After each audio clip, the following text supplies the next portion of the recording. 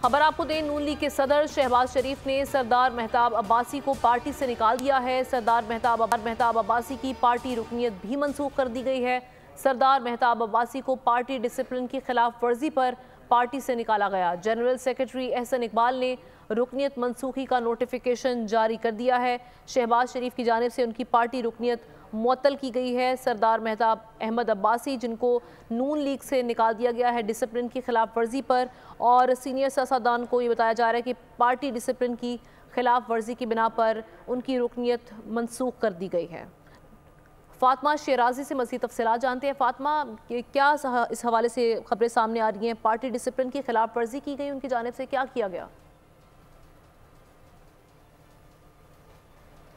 बिल्कुल, पाकिस्तान मुस्लिम लीग नून के सदर शहबाज शरीफ ने सरदार मेहताब अहमद अब्बासी को पार्टी से निकाल दिया है और इनकी पार्टी की जो रुकनियत है वो भी मंसूख कर दी है। इसके अलावा अगर वजह की बात की जाए तो सरदार मेहताब अब्बासी को पार्टी डिसिप्लिन के खिलाफ वर्जी करने पर उन्हें पार्टी से निकाला गया है, जिस पे नोटिफिकेशन पे पार्टी के जनरल सेक्रेटरी एहसन इकबाल ने अपने दस्तखत करके इसको नोटिफाई किया गया। जी ठीक है, शुक्रिया आपका फातिमा।